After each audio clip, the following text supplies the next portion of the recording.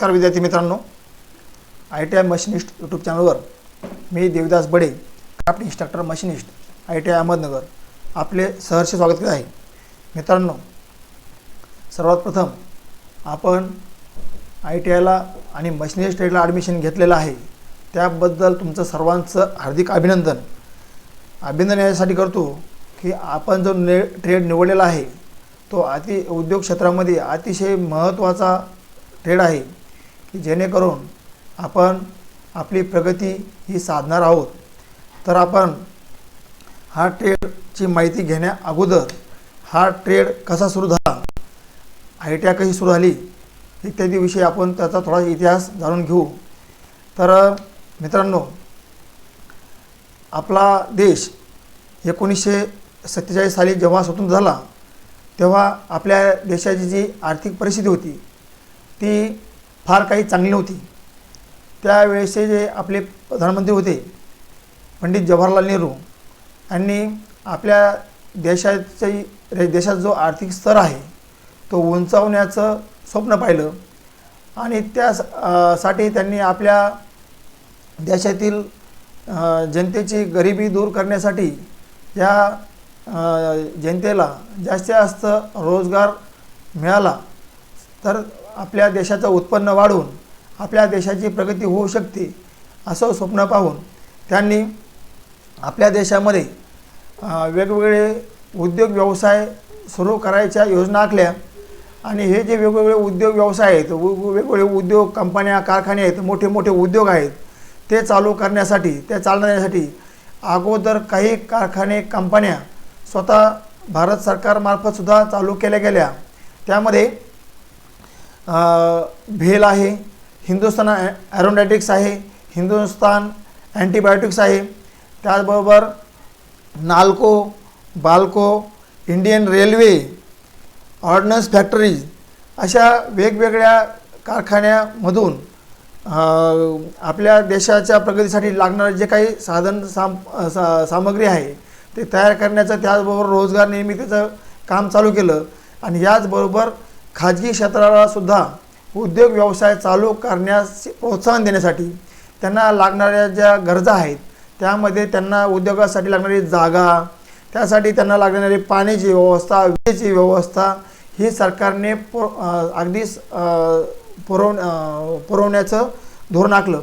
परंतु नुसती जागा, नुसता पैसा आणि वीज आणि पाणी पुरवून उद्योग कोणताही चालत नसतो। त्या कोणत्याही उद्योगाला जी महत्त्वाची गरज असते ती असते कुशल मनुष्यबळाची। आणि हे जे कुशल मनुष्यबळ आहे हे कुशल मनुष्यबळ आपल्या देशात त्यावेळेस नव्हतं, कारण आपल्या देशाचा जो मूळ जी आपली अर्थव्यवस्था होती ती शेती क्षेत्रावर आधारित होती। उद्योगाची जी आपल्याकडे कल्चर त्यावेळेस नसल्यामुळं आपल्या देशामध्ये कुशल मनुष्यबळ निर्माण केलं तरच आपण त्या कारखान्यांना लागणारी जी महत्त्वाची मनुष्यबळाची गरज आहे ते आपण पुरवू शकतो। हे डोळ्यासमोर ठेवून भारत सरकारने ministry of skill development and entrepreneurship हा विभाग सुरू केला। आणि ह्या विभागामार्फत आपल्या देशातील जे काही मनुष्यबळ आहे ते कुशल करण्याच्या कामासाठी वेगवेगळ्या योजना आखल्या। त्यासाठी त्यांनी एका बोर्डाची स्थापना केली। त्या बोर्डाचं नाव आहे डायरेक्टरेट जनरल ऑफ ट्रेनिंग हे बोर्ड स्थापन केलं। आणि त्या बोर्डाच्या अंतर्गत वेगवेगळे व्यवसाय अभ्यासक्रम तयार केले। आणि हे जे वेगवेगळे व्यवसाय अभ्यासक्रम तयार करून त्यानुसार देशातील तरुणांना प्रशिक्षण देऊन रोजगाराभिमुख त्यांना बनवण्याचं कार्य केलं, त्यांच्या हाताला कौशल्य देण्याचं कार्य केलं आहे आणि अजूनही ते चालू आहे। तर हे जे DGT बोर्ड आहे त्याच्या अंडरच आपली जी ITIची स्कीम आहे ती आहे craftsman training scheme. Craftsman training scheme ह्या DGT बोर्डाच्या अंडरमध्येच राबवली जाणारी एक योजना आहे, त्याला शॉर्टमध्ये CTS असं म्हणतात।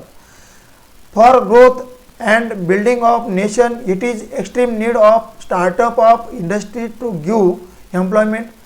आपल्या देशातील तरुणांना रोजगार मिळण्यासाठी व आपली आर्थिक प्रगती करण्यासाठी, आपल्या देशाचा विकास उभारणी करण्यासाठी आपल्या देशामध्ये उद्योगांची स्थापना होणं गरजेचं होतं।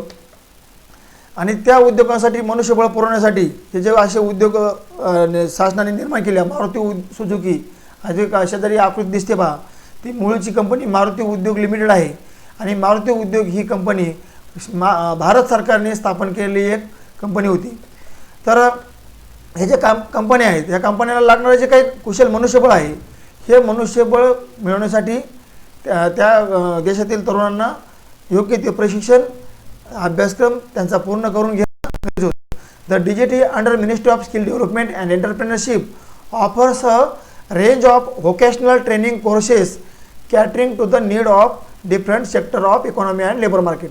म्हणजे वेगवेगळे जे आर्थिक आणि श्रम विभाग आहेत, तर त्यांच्यासाठी लागणारं जे वेगवेगळं मनुष्यबळ आहे, ते मनुष्यबळाची गरज, त्या उद्योगांची मनुष्यबळाची गरज हे पुरवण्यासाठी DGT बोर्डाने वेगवेगळे व्यवसाय अभ्यासक्रम सुरू केले. जेव्हा एखादा कारखाना असतो, एखादा उद्योग असतो, तो कोणत्याही एकाच व्यवसायावरून चालू होत नसतो. त्यामध्ये वेगवेगळ्या लोकांची गरज असते, त्या ठिकाणी असते. त्यामध्ये उदाहरणार्थ की एक वेल्डरची गरज असते, एका फिटरची गरज असते, मशिनिस्टची गरज असते, तसंच डायमेकरची गरज असते. अनेक वेगवेगळे जे उद्योग आहेत त्या सगळ्यांची गरज असते. कारखाना म्हटल्यानंतर त्या ठिकाणी झाडू मारणाऱ्यापासून तर अगदी मॅनेजर लेवलपर्यंत सर्व प्रकारचं मनुष्यबळ त्या ठिकाणी आवश्यक असतं. तर ही जी गरज आहे ही पुरवण्यासाठी DGT बोर्डाने वेगवेगळे व्यवसाय अभ्यासक्रम तयार केले. इथपर्यंत आपण पाहिलं. तर हे जे कौशल्य निर्माण करणं, ज्याच्या ठिकाणी असणारे जे काही वेगवेगळी यंत्रसामुग्री आहे, त्या यंत्रसामुग्रीवर तरुणांना काम करण्यासाठी जे काही त्याला कौशल्य आहे त्यामध्ये प्रदान करणं त्यांना, त्यासाठी ह्या DGT बोर्डाअंतर्गत ह्या व्यवसाय अभ्यासक्रमामध्ये विद्यार्थ्यांना प्रशिक्षण दिलं जातं. The vocational training programmes are delivered under the aegis of DGT बोर्डाच्या अंतर्गत हे जे व्होकेशनल ट्रेनिंग प्रोग्राम आहेत, म्हणजे व्यवसाय शिक्षण कार्यक्रम हे त्या अंतर्गत राबवले जातात. आणि हे जे DGT बोर्ड आहे, त्या DGT बोर्डाच्या अंतर्गत CTS आणि ATS are two pioneer programmes of DGT for strengthening vocational training.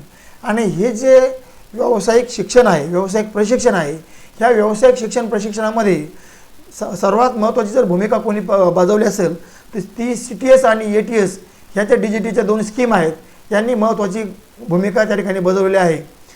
तर CTS म्हणजे काय आणि ATS म्हणजे काय ते आपण पाहू. CTS म्हणजे की त्या ठिकाणी विद्यार्थ्यांना, तरुणांना 1 वर्ष किंवा 2 वर्षाचा व्यवसाय अभ्यासक्रम त्यांना शिकवला जातो आणि 2 वर्षाच्या किंवा 1 वर्षाच्या शेवटी त्यांची एक परीक्षा त्यांना प्रमाणपत्र प्रदान केलं जातं, त्याला नॅशनल ट्रेड सर्टिफिकेट म्हणतात. आणि त्यानंतर ते जे उमेदवार आहेत ते त्या ठिकाणी अर्धकुशल कारागीर म्हणून त्या ठिकाणी गणले जातात. आणि जेव्हा ते कंपनीमध्ये त्यांना त्यानंतर 1 वर्षाचे अप्रेंटिस ATS अंतर्गत त्यांना करायचे असते आणि अप्रेंटिस केल्यानंतर त्यांचं रूपांतर कुशल कारागीर म्हणून त्यांची गणना त्या ठिकाणी केली जाते. तर आणि तसेच याबरोबर काही ATS स्कीममध्ये फुल टर्म अप्रेंटिसच्या पण काही स्कीम असतात. त्यामध्ये 10वी पास झाल्यानंतर विद्यार्थी डायरेक्टली कंपनीमध्ये ज्या ठिकाणी ATS स्कीम चालू असते, उदाहरणार्थ टाटा मोटर्समध्ये आहे किंवा ऑर्डनन्स फॅक्टरीमध्ये आहे, त्या ठिकाणी फुल टर्म अप्रेंटिसच्या स्कीम असतात. त्या ठिकाणी विद्यार्थी 2 वर्ष IIT आणि 1 वर्ष अप्रेंटिस असं न करता डायरेक्टली 3 वर्षाचं प्रशिक्षण हे ह्या सदर कारखान्यामध्येच घेतो आणि त्या ठिकाणी तो कुशल कारागीर म्हणून त्या ठिकाणी कार्य करण्यासाठी समर्थ होतो. तर अशा प्रकारे आपण CTS म्हणजे काय, ETS म्हणजे काय, मिनिस्ट्री ऑफ स्किल डेव्हलपमेंट कशी सुरुवात झाली, DGT बोर्ड कसं निर्माण झालं याविषयी आपण माहिती पाहिली. आणि ह्या CTS योजनेअंतर्गत आपल्या देशामध्ये अनेक शासकीय औद्योगिक प्रशिक्षण संस्थांची स्थापना झाली आणि अलीकडच्या काळामध्ये खाजगी औद्योगिक प्रशिक्षण संस्थासुद्धा बऱ्याचशा उदयास आलेल्या आहेत. आणि ह्या सर्व शासकीय आणि खाजगी औद्योगिक प्रशिक्षण संस्थांमार्फत देशातील तरुणांना रोजगाराभिमुख बनवण्यासाठी, कुशल मनुष्यबळ ते निर्माण करण्यासाठी, उद्योगांची गरज पूर्ण करण्याचं काम हे या संस्थांमार्फत केलं जातं. आणि या संस्थांमध्ये वेगवेगळे व्यवसाय अभ्यासक्रम शिकवले जातात. ते खूप सारे व्यवसाय अभ्यासक्रम आहेत. त्यामध्ये मशिनिस्ट जसा एक व्यवसाय आहे तसे टर्नर आहे, फिटर आहे, मशिनिस्ट ग्राइंडर आहे, टूल अँड डाय मेकर आहे, मेकॅनिक मशीन टूल मेंटेनन्स आहे, फिटर आहे, इलेक्ट्रिशियन आहे, कार्पेंटर आहे, पॅटर्न मेकर आहे, प्लंबर इत्यादी भरपूर सारे अभ्यासक्रम वेगवेगळ्या व्यवसायाचे सुरू केले गेले आणि त्यामधून आपल्या देशातील तरुणांना कुशल बनवण्याचं कार्य चालू केलं. आता आपण मशीन ट्रेडविषयी माहिती पाहूया. This trade is one of most popular courses delivered nation wide through network of ITIs. आता मी तुम्हाला सुरुवातीलाच तुमचं सगळ्यांचं अभिनंदन केलं, कारण की आपला जो मशीन ट्रेड आहे हा मोस्ट पॉप्युलर ट्रेडमध्ये गणला जाणारा आपला ट्रेड आहे. मोस्ट पॉप्युलर म्हणजे कोणताही उद्योग व्यवसाय जर घेतला, कोणतीही मशिनरी घेतली तर त्या ठिकाणी मशिनिस्टच्या कारागिरीशिवाय कोणतीही कारखाना किंवा कोणताही उद्योग चालू होऊ शकत नाही. तर त्या ठिकाणी मशिनिस्टची गरज खूप नितांत आवश्यकता असते आणि या मशिनिस्ट ट्रेडसाठी जे काही इन्फ्रास्ट्रक्चर लागतं, हे जे काही त्याला साधन सामग्री लागते ते खूप महागडी असते, महागडी मशिनरी त्या ठिकाणी वापरावी लागते आणि त्यामुळे हा ट्रेड खूप महाग असा गणला जातो. परंतु आपल्या शासनाला देशातील उद्योगांना मनुष्यबळ पुरवण्याची गरज आहे, त्यामुळं हा व्यवसाय अभ्यासक्रम आपल्याकडं शासनामार्फत चालवला जातो. फारच कमी खाजगी औद्योगिक प्रशिक्षण संस्थांमध्ये हा ट्रेड उपलब्ध असतो. तसा हा जास्त करून गव्हर्नमेंट ITIमध्येच ह्या ट्रेडची स्थापना आहे. त्यामुळं ह्या ट्रेडसाठी व्यवसायाच्या संधी भरपूर असतात आणि कामसुद्धा मशीनवर त्या उमेदवाराला खूप ॲक्युरेसीचं अचूकतेचं काम करावं लागतं. म्हणून हा ट्रेड खूप महत्त्वाचा ट्रेड आहे, म्हणून तुमचं मी अभिनंदन केलं. तर ITIमध्ये जे काही ITI वेगवेगळ्या स्थापन झाल्या त्यामध्ये बघा, आपला जो हा मशीन ट्रेड आहे तो मशीन ट्रेडचं जे प्रशिक्षण आहे ते 2 भागामध्ये दिलं जातं. त्यामध्ये डोमेन एरिया आणि कोर एरिया असे 2 भाग आहेत. डोमेन एरिया म्हणजे त्यामध्ये काय आहे, आपलं व्यावसायिक क्षेत्रामध्ये व त्याच्यामध्ये त्याचं जर ट्रेड थिअरी आणि प्रॅक्टिकल याविषयी अंतर्भूत होतो भाग तो. आणि ह्याच्यामध्ये त्याच्या ज्या व्यवसायाला अनुसरून थिअरी शिकवली जाते आणि प्रॅक्टिकल जे आहे त्यामध्ये विद्यार्थ्यांना दिवसभरातील 5 तासाचं प्रात्यक्षिकाचं काम मशीनवरती करून घेतलं जातं, की जेणेकरून 2 वर्षाच्या शेवटी हा जो विद्यार्थी आहे कौशल्यपूर्ण तयार होईल. आणि ते कौशल्य निर्माण होण्यासाठी ज्या अशा वेगवेगळ्या मशीन ITIमध्ये सुद्धा स्थापन केलेल्या आहेत. आपल्या सेक्शनमध्ये अशा वेगवेगळ्या milling machine, lathe machine, drilling machine अशा मशीन वेगवेगळ्या आहेत आणि त्यामुळं हा ट्रेड केल्यानंतर आपण कुशल कारागीर असं म्हणू शकतो. व्हाईल कोर एरिया, आता जसं आपण पाहिलं की डोमेन एरियामध्ये ट्रेड थिअरी आणि प्रॅक्टिकलचा भाग शिकवला जातो, तर कोर एरियामध्ये वर्कशॉप कॅल्क्युलेशन्स अँड सायन्स हा एक विषय विद्यार्थ्यांना शिकवला जातो. तसंच इंजिनिअरिंग ड्रॉईंग आणि एम्प्लॉयबिलिटी स्किल हे विषय ह्या कोर एरियामध्ये आपल्याला शिकवले जातात. तर हे जे प्रशिक्षण आहे हे तुम्हाला क्लासरूममध्ये दिलं जातं आणि प्रॅक्टिकल जे स्किल आहे ते तुम्हाला प्रत्यक्ष वर्कशॉपमध्ये शिकवलं जातं. आता या ठिकाणी हे जे विषय आहेत वर्कशॉप कॅल्क्युलेशन अँड सायन्स हे आणि इंजिनिअरिंग ड्रॉईंग आणि एम्प्लॉयबिलिटी स्किल हे विषयसुद्धा आपल्याला पुढच्या भवितव्यासाठी आपल्याला खूप महत्त्वाचे असे विषय आहेत. कारण वर्कशॉप कॅल्क्युलेशन आणि सायन्स हे आपल्या व्यवसायाला अनुसरून असलेलं सायन्स आणि कॅल्क्युलेशन म्हणजे गणिताचा भाग त्यामध्ये असतो. आणि इंजिनिअरिंग ड्रॉईंगमध्ये आपल्याला जे पुढं काही जॉब तयार करायचे, जे काही पार्ट्स तयार करायचे आहेत मशीनवरती, ते पार्ट तयार करण्यासाठी जी काही इंजिनिअरची भाषा वापरली जाते त्याला इंजिनिअरिंग ड्रॉईंग असं म्हणतात. ते इंजिनिअरिंग ड्रॉईंगचं वाचन त्या कारागिराला करता आलं पाहिजे म्हणून तो विषय त्यामध्ये अंतर्भूत केला आहे. त्याचबरोबर एम्प्लॉयबिलिटी स्किल हा जो विषय आहे तो विषयसुद्धा खूप महत्त्वाचा विषय आहे. कारण आपल्या काही विद्यार्थी असे असतात की त्यांना ते त्यांच्या व्यवसायामध्ये अगदी निपुण असतात, परंतु त्यांना त्यांचं जे काही कौशल्य आहे त्यांना एक्सप्रेस करता येत नाही, त्यांना ते समोरच्या व्यक्तीपर्यंत पोहोचवता येत नाही आणि त्यामुळे ते त्यांच्या रोजगारापासून वंचित राहू नयेत.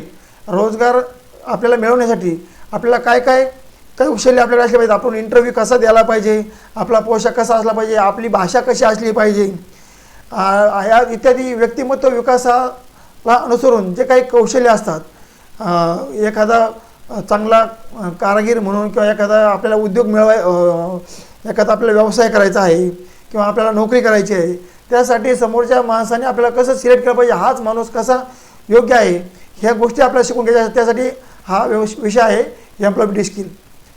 तर हे जे विषय आहेत 3 workshop calculation, science, engineering, drawing आणि एम्प्लॉयबिलिटी स्किल हे कोर एरियामध्ये त्याचा समावेश होतो. तर आता after passing out of the training programme the trainee is awarded national trade certificate by DGT. तर तुम्ही 2 वर्षाचं प्रशिक्षण पूर्ण केल्यानंतर DGT बोर्डामार्फत तुम्हाला या अशा प्रकारचं जे नॅशनल ट्रेड सर्टिफिकेट आहे हे आपल्याला प्रदान केलं जातं.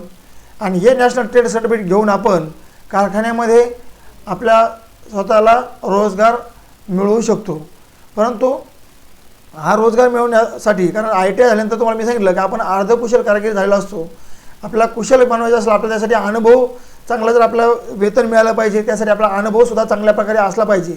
म्हणून आपण ITIत जे शिकलेले जे मूलभूत कौशल्य आहेत त्याचा वापर कशा प्रकारे कारखान्यामध्ये केला जातो ते आपण शिकून घेणं, ते प्रत्यक्ष इन हँड ट्रेनिंग घेणं त्या ठिकाणी गरजेचं असतं. आणि म्हणून आपल्याला 1 वर्षाची अप्रेंटिसशिपसुद्धा करण्याची गरज असते. 2 वर्ष ITI केल्यानंतर, ITIचा मशीन ट्रेड केल्यानंतर त्यानंतर त्याला 1 वर्षाची अप्रेंटिसशिप करावी लागते. ITI केल्यानंतर तुम्हाला अशा प्रकारचं नॅशनल ट्रेड सर्टिफिकेट मिळतं. आणि अप्रेंटिस पूर्ण केल्यानंतर अप्रेंटिसच्या शेवटी एक तुमची परीक्षा होती 1 वर्षाच्या शेवटी, त्यानंतर तुम्हाला अप्रेंटिस सर्टिफिकेट तुम्हाला मिळतं, NCTVT मार्फत तुम्हाला ते दिलं जातं. तर मित्रांनो, आता मशिनिस्ट हा जो व्यवसाय आहे तर मशिनिस्टमध्ये काय सामर्थ्य असतं, काय त्यामध्ये क्षमता असतात हे आपण पाहूया. In this training candidates are trained to operating various machines, that is a drilling machine, milling machine, slotting machine, various grinding machines and advanced machines like CNC machines इत्यादी मशीनची माहिती किंवा कौशल्य विद्यार्थ्यांना शिकवलं जातं. आपण परत एकदा पाहूया की हा जो आपला ट्रेड आहे, ह्या ट्रेडमध्ये आपण कोणकोणत्या मशीनवरती काम आपल्याला शिकवलं जातं. तर ह्या ट्रेडमध्ये आपल्याला ड्रिलिंग मशीनवरती काम करायला शिकवलं जातं, नंतर मिलिंग मशीनवरती काम करायला शिकवलं जातं. मिलिंग मशीन जे आहे तर हे मिलिंग मशीन आहे, पाहिजे दिसते ती. मिलिंग मशीनवरती कशा प्रकारे काम करतात या ठिकाणी बघा. तर आपल्याला जनरली मशीन ट्रेड म्हणलो काही जणांचा असा समज असतो की मशीन ट्रेड हा खूप हेवी ट्रेड आहे, मोठमोठ्या मशीन आहेत, परंतु ह्या मशीन आपल्याला काय आपल्याला उचलायच्या नसतात. त्या मशीन आपल्याला त्या मशीनवरती काम करायचं असतं, मशीन जागेवरती स्टेशनरी असतात, त्यामुळे ते अवघड काम नसतं, उलट खूप कौशल्यपूर्ण काम आहे. आणि त्यामुळेच महत्त्व या औद्योगिक क्षेत्रामध्ये खूप आहे. तर मिलिंग मशीन नंतर त्यावरती जसं वेगवेगळे काम केलं जातं, तसं स्लॉटिंग मशीन आहे, याचासुद्धा अभ्यासक्रम आपल्याला शिकवला जातो. नंतर वेगवेगळ्या प्रकारच्या ग्राइंडिंग मशीन, त्यामध्ये cylindrical grinding machine, surface grinding machine इत्यादीचं काम त्या ठिकाणी शिकवलं होतं. आणि त्यापासून आपण जे काही मशिनरीसाठी लागणारे जे काही पार्ट्स आहेत ते त्या ठिकाणी तयार करतात. आपला जो हा मशीन स्टेड आहे त्या मशीन स्टेडमध्ये वापरलेल्या मशीनवरती त्याच मशीनचे किंवा इतर कोणत्याही मशीनचे पार्ट तयार करण्याचं काम केलं जातं. आणि त्यात आधुनिकची जोड म्हणजे या व्यवसायामध्ये CNC मशीनचा सुद्धा समावेश करण्यात आलेला आहे. आपला सेकंड इयरचा जवळपास 70% सिलेबस हा CNC मशीनवरती आधारित असतो. तर CNCवरती सुद्धा आपल्याला असे वेगवेगळ्या प्रकारचे पार्ट्स तयार केले जातात. आणि त्यासाठी मशीन जे आहे या अशा प्रकारची असते CNC मशीन. जे आपली जी कन्व्हेन्शनल मशीन आहे त्या मशीनलाच कॉम्प्युटर जोडला असतो आणि त्या कॉम्प्युटरच्या सहाय्याने प्रोग्राम करून आपण वेगवेगळे जे जॉब आहेत ते त्या ठिकाणी केले जातात. म्हणजे आपलं जे काम आहे दिवसेंदिवस सोपं होण्याचं कडं त्या ठिकाणी आपली वाटचाल चालली आहे. आता मशीन जो आहे they are able to perform various machining components using high precision tools. आता हाय प्रिसिजन टूल्स अँड इक्विपमेंटचा वापर करून त्यामध्ये कोणकोणते हाय प्रिसिजन टूल इक्विपमेंट आहेत बघा. Vernier calliper, micrometer, dial gauge, त्यानंतर परत व्हेरियस प्रिसिजन गेजेस म्हणजे वेगवेगळे जे गेजेस आहेत, जिग पिक्चर आहे, यांचा उपयोग करून हा जो मशिनिस्ट आहे तो वेगवेगळ्या पार्ट्सचं जे उत्पादन आहे तो करत असतो मशीनच्या सहाय्याने. तर ही ह्या ट्रेडमध्ये ट्रेड पूर्ण करायला कारागिराची क्षमता आहे की तो काय काम करू शकतो. मशिनिस्टमध्ये काय असतं, मशिनिस्ट काय करतो, तर मशिनिस्ट काय करतो, ज्या वेगवेगळ्या मशीन्स पहा, drilling machine, milling machine, slotting machine, वेगवेगळ्या प्रकारच्या ग्राइंडिंग मशीन आणि त्यात आणखीन आता अलीकडच्या ॲडव्हान्स मशीन, त्यामध्ये CNC machine, wire cut, EDM अशा मशीनवरती तो काम करू शकतो. आणि त्या मशीनवरती तो त्या मशीनचे किंवा इतर कोणत्या मशीनचे जे पार्ट आहेत त्याची निर्मिती तो करतो. आणि ते पार्टची निर्मिती करण्यासाठी तो अतिशय उच्च दर्जाचे प्रिसिजन इन्स्ट्रुमेंट इक्विपमेंट्सचा वापर तो करतो. त्यामध्ये vernier calliper, micrometer, dial gauge आणि वेगवेगळे प्रिसिजन गेजेस आणि जिग पिक्चरचा तो वापर करत असतो. तर अशा प्रकारचे हे इन्स्ट्रुमेंट आहेत. वेगवेगळ्या प्रकारचे कसे प्रिसिजन इन्स्ट्रुमेंट पहा, या इन्स्ट्रुमेंटच्या सहाय्याने हा जो मशिनिस्ट आहे अगदी सूक्ष्मातले सूक्ष्म मोजमाप घेतो. आपण आतापर्यंत ITIL अगोदर सूक्ष्मातलं सूक्ष्म मोजमाप आपण MM पाहिलेलं आहे, मिलीमीटर. आपली जी कंपास पेटीमधील पट्टी आहे त्यामधील जवळजवळच्या दोन रेषातलं अंतर 1 मिलीमीटर असतं.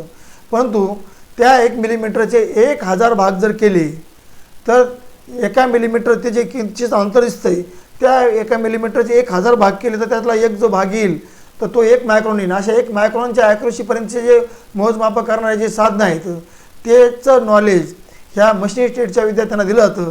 आणि त्या साधनाच्या सहाय्याने मशिनिस्ट ट्रेडचा विद्यार्थी ITI करत असताना ते जॉब तयार करण्याचं काम शिकत असतो आणि तो 2 वर्षात शेवटी हे सगळं कौशल्य आत्मसात तो करतो. After successive completion of this 2 year training of machinist the candidates are able to. आता समजा त्यांनी 2 वर्षाचा ट्रेड पूर्ण केला. कोणता ट्रेड पूर्ण केला? मशिनिस्ट ट्रेड पूर्ण केला. तर तो जो उमेदवार आहे जे 2 वर्षाचा ट्रेड सक्सेसिव्हली हा महत्त्वाचा मुद्दा आहे. सक्सेसिव्ह म्हणजे काय? यशस्वीरित्या. म्हणजे त्या विद्यार्थ्याने या ठिकाणी जे काही trade theory, practical, engineering, drawing, workshop, calculation, science इत्यादी सर्व जे विषय आहेत ह्या सर्व विषयाचा अभ्यास मन लावून जर चांगल्या प्रकारे केला तर तो यशस्वी विद्यार्थी आपला असं म्हणता येईल. आणि तो जो यशस्वी विद्यार्थी आहे मग त्याला काय शक्य आहे, तो काय करू शकतो बा? तर बघा, तो विद्यार्थी read and interpret technical parameters, documentation, plan and organise work process, identify necessary materials and tools. म्हणजे तो जेव्हा 2 वर्षाचा हा अभ्यासक्रम चांगल्या प्रकारे पूर्ण करेल त्यावेळेस त्याच्यामध्ये काय गुण येतील त्यामध्ये, तर तो काय करेल माहिती आहे का? ते जे टेक्निकल डॉक्युमेंट आहेत म्हणजे इंजिनिअरिंग तुमच्या ड्रॉइंग आहेत बा, जॉबचे ड्रॉइंग वगैरे, त्याचं जे तो काय करेल माहिती आहे का? त्याचं नीट वाचन करेल, त्याचं विश्लेषण करेल. त्यानंतर त्या कामाचं तो योग्य नियोजन करेल. कशाप्रकारे आपण हे काम केलं पाहिजे, कशाप्रकारे आपण तो जॉब केला पाहिजे, कोणते त्याला साधनं वापरले पाहिजे, याची निर्णय घेण्याची क्षमता जी ही त्याच्यामध्ये निर्माण होईल. आणि आयडेंटिफाय नेसेसरी मटेरियल्स, मग त्या जॉबसाठी त्याला कोणतं मटेरियलची आवश्यकता आहे, कोणतं टूल पाहिजे याची सुद्धा ते निवड करण्यास तो शिकेल. 2 वर्षाचे त्यांनी पूर्ण यशस्वीरित्या हा ट्रेड पूर्ण केल्यानंतर त्याच्यामध्ये ही क्षमता येणार की तो आपल्याला कोणतं मटेरियल घेतलं पाहिजे, कोणतं टूल घेतलं पाहिजे, कोणती मशीन वापरली पाहिजे हा जॉब करण्यासाठी, ड्रॉइंग कसं वाचलं पाहिजे, ड्रॉइंगमध्ये काय दिलं आहे, कशाप्रकारे जॉब करायचा आहे, ही सगळी माहिती जी आहे त्याला हे मशीन ट्रेड सक्सेसफुली पूर्ण केल्यानंतर त्याला ही क्षमता निर्माण होईल. Perform task with due consideration to safety rules, accident prevention regulations and environmental protection stipulations. म्हणजे तो हे काम करेल, पण हे काम करताना तो कसं करेल माहिती आहे का? तो तर त्या ठिकाणी तो त्याचं टास्क पूर्ण करण्यासाठी तो जे सुरक्षा नियम आहेत सुरक्षा नियमाचा पालन करेल. तसंच अपघात रोखण्यासाठी जे काही वेगवेगळे नियमावली आहे आणि आपलं जे एन्व्हायरमेंट आहे त्या एन्व्हायरमेंटलाचं जे संरक्षण करण्यासाठी, एन्व्हायरमेंट खराब होऊ नये, प्रदूषण वाढू नये यासाठी जागरूक राहून तो सुरक्षा नियमांचं पालन करून हे त्याचं काम तो करू शकेल, इतका तो कुशल तो बनणार आहे. Apply professional knowledge, core skill and employability skills while performing the job and machining work. हे जे जॉब त्याचा करणार आहे तो मशिनिंग वर्क करणार आहे त्यासाठी तो त्याचं जे प्रोफेशनल स्किल आहे तसंच त्याचं कोर स्किल. प्रोफेशनल स्किल म्हणजे काय? थिअरी आणि प्रॅक्टिकल यांचा वापर करेल. तसंच कोर स्किलमध्ये किंवा एम्प्लॉयबिलिटी स्किल यांचासुद्धा वापर करून तो त्याचं काम करणार आहे, चांगल्या रीतीने तो त्याचं काम करणार आहे. Check the job components as per drawing for functioning identify and rectify errors in job components. तो ते तयार केलेले जॉब आहे ते तो काय करेल, ड्रॉईंगनुसार त्याच्या फंक्शनला, त्याच्या कार्याला अनुसरून बनले की नाही बनले ते त्याचा तपासणी करेल आणि त्यात काही दोष असेल तो दोषाचं निराकरण करेल. अशा प्रकारे तो सामर्थ्यवान तो बनणार आहे. Document the technical parameters related to the task undertaken. आता याला अनुसरून जे काही डॉक्युमेंट आहेत तो ते डॉक्युमेंट कसे तयार करायचे, कसं त्याचं व्यवस्थापन करायचं ते सुद्धा तो करू शकणार आहे ह्या 2 वर्षाच्या शेवटी. आता तुम्ही प्रश्न विचारताल की सर आम्ही आता चांगलं केलं हे आम्हाला येईल पण त्याचा आम्हाला काय फायदा आहे, आम्ही हे चांगलं करू शकू बरोबर आहे पण याचा आमच्या जीवनामध्ये काय फायदा होणार आहे, याच्यामुळं आमच्यात काय बदल होणार आहे, आम्ही ते काम करणार नाही फक्त पण आम्हाला काय फायदा आहे. कारण कोणती गोष्ट आपण फायद्याशिवाय कधीच करत नसतो, विनाकारण कधीच कोणी काय करत नाही. कोणतंही काम करताना आपल्याला त्याच्यापासून काय फायदा होणार आहे हे जर माहीत असेल, आपण हे काम करण्याचा हेतू काय हे जर माहीत असेल ते काम चांगल्या प्रकारे होतं बा. आणि आपल्याला जर माहीत नसेल हे काम आपण काय करतो तर तो ते काम ते नीट करणार नाही. समजा एखाद्या विद्यार्थ्याला सांगितलं की तू जा आणि त्या ऑफिस समोरून जाऊन ये बघतं, तर त्याला कशासाठी ऑफिसपर्यंत जायला सांगितलं आहे हे त्याला जर माहीत नसेल तर तो नुसता जाईल येईल किंवा तो कदाचित मग अर्ध्या रस्त्यात जाईल अर्ध्या रस्त्यातून मागे येईल. कारण त्याला माहीतच नाही कशाला पाठवलं. तो काय म्हणणार जायला सांगितलं यायला सांगितलं फक्त, बाकी काय आपल्याला काय करायचं, गेलो तर गेलो नाही गेलो. तर तसं नाही. आपल्याला आपण हे काम केल्यानंतर आपल्याचा काय फायदा होणार आहे, आपला हेतू काय हे काम करण्याचा हे आपल्याला माहीत असणं गरजेचं आहे. तसं तुमच्यामध्ये हे कौशल्य येणार आहे तर कौशल्य तुमच्यामध्ये प्राप्त होणार आहे. पण ते कौशल्य मिळाल्यानंतर तुम्हाला काय फायदा होणार आहे, तुमची काय प्रगती होणार आहे. त्यासाठी ह्या व्यवसायातून आपल्याला प्रोग्रेशन पाथ म्हणजे काय, आपल्या कोणत्या प्रगतीच्या संधी आहेत हे आपल्याला जाणून घेणं गरजेचं आहे. प्रोग्रेशन पाथवे म्हणजे काय, प्रगतीच्या संधी किंवा आपल्या प्रगतीचे कोणकोणते दार आपल्याला उपलब्ध होणार आहेत. हा चांगल्या प्रकारे आपण ट्रेनिंग केल्यानंतर हे एवढं सगळं कौशल्य आत्मसात केल्यानंतर आपल्याला काय प्रगती होणार आहे आपली, तर ते आपण बघूया. Can join industry as a technician and will progress further as a senior technician. तो इंडस्ट्री जॉईन करू शकतो टेक्निशियन म्हणून शकेल. टेक्निशियन म्हणजे काय, तंत्रज्ञ म्हणून उद्योगामध्ये तो काम करू शकतो, उद्योगामध्ये काम करायला तो जॉईन होऊ शकतो आणि तो पुढे आणखी प्रगती करून सिनियर टेक्निशियन होऊ शकतो. आधी टेक्निशियन म्हणून जॉईन होईल, नंतर तो सिनियर टेक्निशियन होईल, त्यानंतर सिनियर टेक्निशियनचा नंतर सुपरवायझर होऊ शकतो and can rise up to the level of manager. आणि तो नुसता सुपरवायझरपर्यंत जाता तो मॅनेजर लेवलपर्यंत सुद्धा जाऊ शकतो. मुलांनो हे तुम्हाला मी अगदी खोटं बोलत नाही पण हे अगदी व्यवहारातले उदाहरण आहेत की काही ITI केलेले उमेदवार ते कंपनीच्या मॅनेजर लेवलपर्यंत सुद्धा पोहोचले आहेत. कंपन्यामध्ये जे एखादा उद्योग असतो त्या उद्योगाला काय गरज असतं की समोरच्या माणसापासून आपल्याला किती फायदा होतोय, आपल्या उद्योगाला किती फायदा होतोय हे तो माणूस पाहत असतो. आणि तुम्ही जर चांगल्या प्रकारे त्या ठिकाणी काम केलं, टेक्निशियन म्हणून काम केलं, तुम्ही चांगलं टेक्निशियन म्हणून काम केलं, तुम्हाला सिनियर टेक्निशियन म्हणून तुम्हाला त्या ठिकाणी घेतलं जाईल.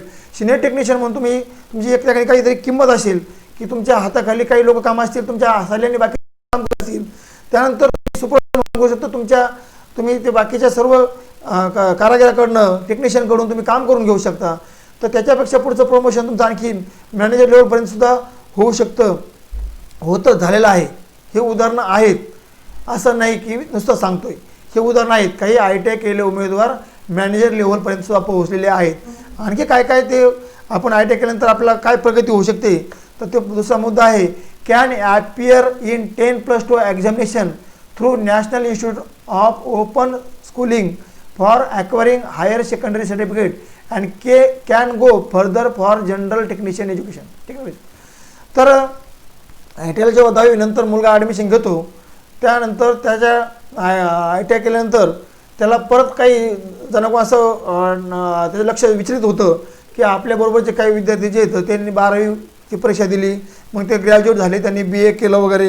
तर आपल्याला जर तसं वाटत असेल तर ती आपली जी खंत होती ती खंत दूर करण्यासाठी शासनाने मागील 2 वर्षामध्ये एक नवीन शासन निर्णय काढून आपल्या जे ITIचे 2 वर्षाचा कोर्स पूर्ण करतील त्यांना 12वी पासचं सर्टिफिकेट ITI चालू असताना किंवा ITI पूर्ण झाल्यानंतर शेवटच्या वर्षामध्ये 12वीचे काही ठराविक विषयाची परीक्षा देऊन त्याला 12वी पासचा दर्जा ITI केलेल्या विद्यार्थ्याला 2 वर्ष ITI केलेल्या विद्यार्थ्याला 12वी पासचा दर्जा त्याचं सर्टिफिकेट त्याला देण्याचं काम केलं जातं.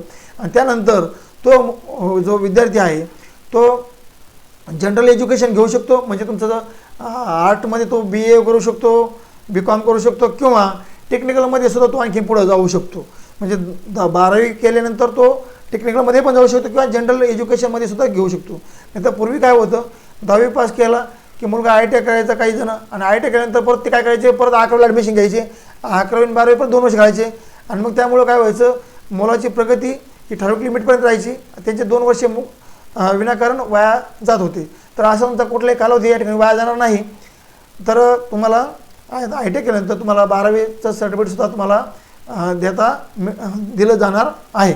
हा एक तुम्हाला प्रगतीचा संधी आहे, तुम्हाला असं म्हणता येईल. त्यानंतर can take admission in diploma course in notified branches of engineering by lateral entry. आता तुम्ही समजा ITI पूर्ण केला, जसं तुम्हाला सांगितलं तुम्हाला 12वी पासचं सर्टिफिकेट मिळू शकतं, ते तुम्हाला सर्टिफिकेट मिळणार आहे. त्याबरोबर तुमचं काय की प्रगती संधी तुमची बा, तुम्ही ITI केल्यानंतर जो 10वी नंतरचा पॉलिटेक्निकचा कोर्स असतो डिप्लोमा, आता आपण ITI मशिनिस्ट म्हटल्यानंतर आपल्याला मेकॅनिकल इंजिनिअरिंगमध्ये डायरेक्ट सेकंड इयरला ॲडमिशन भेटू शकतं. डायरेक्ट सेकंड इयरला आपल्याला म्हणजे 2 वर्ष ITI केल्यानंतर 2 वर्षाचा डिप्लोमा 2 वर्षाचा आपला डिप्लोमासुद्धा पूर्ण होतो. तर ITI केल्यानंतर आपल्याला डिप्लोमासुद्धा करून आपण आपली जी शैक्षणिक पात्रता आहे आपण अशा प्रकारे वाढवू शकतो. Can join apprenticeship programme in different types of industries leading to national apprenticeship certificate. तर तो ITI केल्यानंतर अप्रेंटिसशिपसाठी वेगवेगळ्या कारखान्यामध्ये इंडस्ट्रीमध्ये तो जॉईन करू शकतो आणि अप्रेंटिसशिप प्रोग्राम पूर्ण करून त्याला अप्रेंटिस झाल्यानंतर ती परीक्षा देऊन त्याला NSCचं सर्टिफिकेट म्हणजे नॅशनल अप्रेंटिसशिप सर्टिफिकेट त्याला प्रदान केलं जातं. ह्या त्याच्या काय शिक्षणाच्या संधी आहेत. Can join craft instructor training scheme CITS in the trade for becoming instructor in it is. तर तो ITI केल्यानंतर अप्रेंटिस केल्यानंतर त्याला वाटलं तो 10वी ITI केल्यानंतर तो 12वी परीक्षा देऊ शकतो. तुम्हाला सांगितलं बा तो डिप्लोमाला जाऊ शकतो सेकंड इयरला. मला सांगितलं तो अप्रेंटिस करू शकतो 1 वर्षाची. एवढं केल्यानंतर त्याला आणखी वाटलं की मी काही ना कसं टीचिंग फील्डमध्ये इंटरेस्ट असतो, कोणाला वाटतं मी टीचर व्हायला पाहिजे, मी शिक्षक व्हायला पाहिजे, तर त्यांना तिकडंसुद्धा संधी आहे. ते ITI अप्रेंटिस पूर्ण केल्यानंतर ITI शिक्षणाचा जो कोर्स आहे CITS त्यालासुद्धा ॲडमिशन घेऊन तो 1 वर्षाचा ट्रेड तो 1 वर्षाचा प्रशिक्षण त्यांनी पूर्ण केलं तर ते ITIला शिक्षक म्हणून सुद्धा जॉब मिळवायला ते पात्र होऊ शकतात.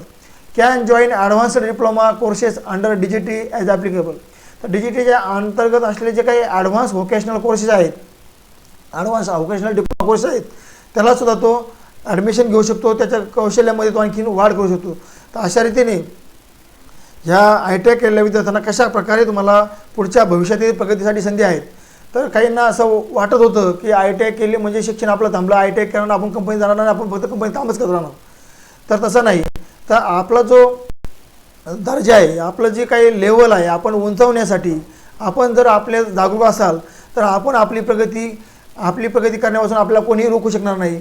कारण आपण ITI केल्यानंतर रोजगार तर आपण मिळणारच आहोत, पण रोजगार मिळवताना आपण टेक्निशियनचा सिनियर टेक्निशियन सुपरवायझर पासून तर मॅनेजरपर्यंत जाऊ शकतो.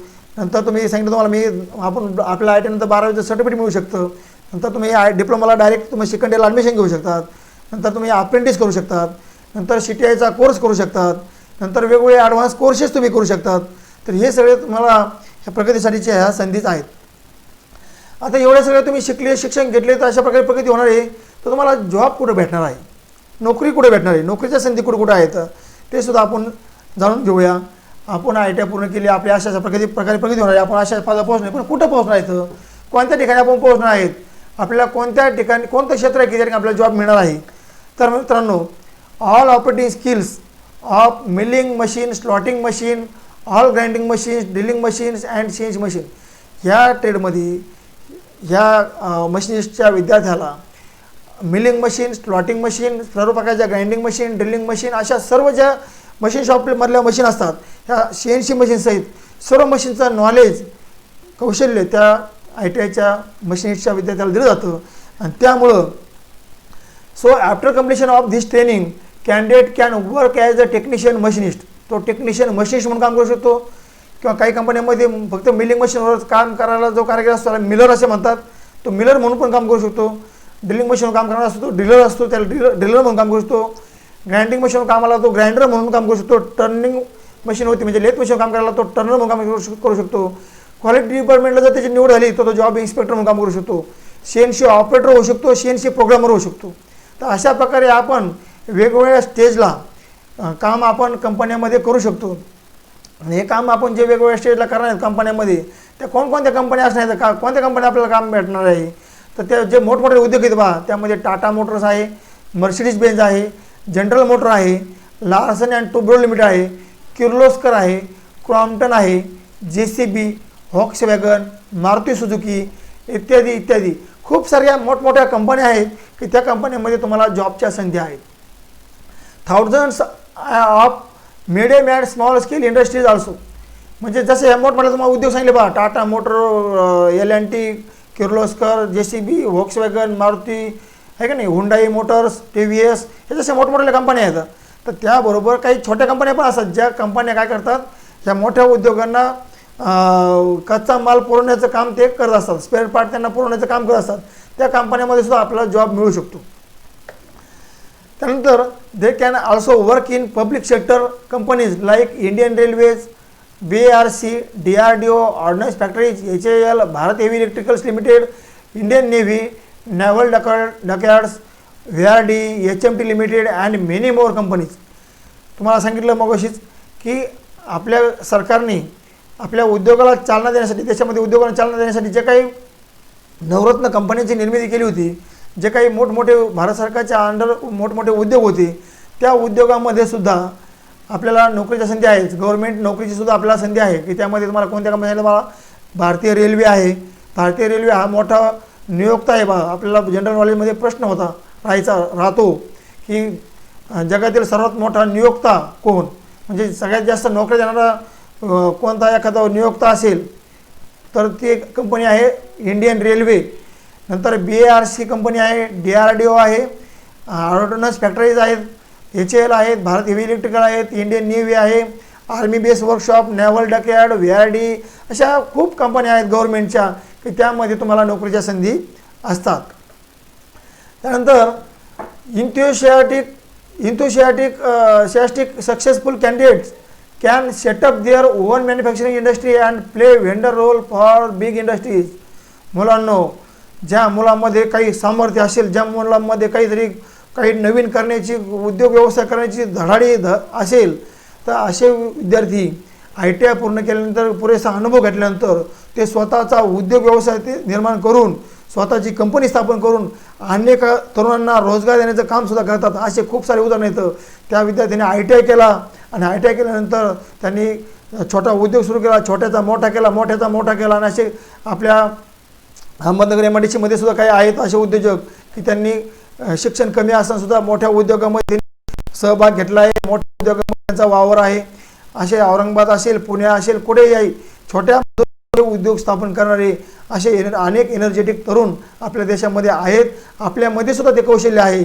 मी तर म्हणेल आपल्या प्रत्येकामध्ये ते कौशल्य असायला पाहिजे आणि आपण ते विकसित केलं पाहिजे की जेणेकरून आपण नोकऱ्या मागण्याऐवजी नोकऱ्या देणारं व्हायला पाहिजे, असं माझं मत आहे. तर अशा रीतीने मुलांनो, आपला मशीन ट्रेड काय आहे आणि मशीन ट्रेडमध्ये आपण काय काय कामं शिकणार आहोत आणि आपल्या मशीन ट्रेड केल्यानंतर आपल्यामध्ये कोणते कौशल्य येणार आहेत, त्याबरोबर आपल्याला प्रगतीच्या कोणकोणत्या संधी आहेत आणि आपल्याला रोजगार कुठे मिळणार आहे इत्यादी विषयी माहिती आपण पाहिली. तर मित्रांनो, आपला जो पुढील लेसन असणार आहे तो आहे safety and prevention measures for accidents. पुढील लेसन आहे आपला सेफ्टी, सुरक्षितता आणि अपघात रोखण्याचे उपाय. आपण याविषयी माहिती पाहणार आहोत. तर मित्रांनो, आपला आजचा हा जर व्हिडिओ आपल्याला आवडला असेल तर प्लीज लाईक, शेअर, सबस्क्राईब करा आणि कमेंटसुद्धा करा. धन्यवाद.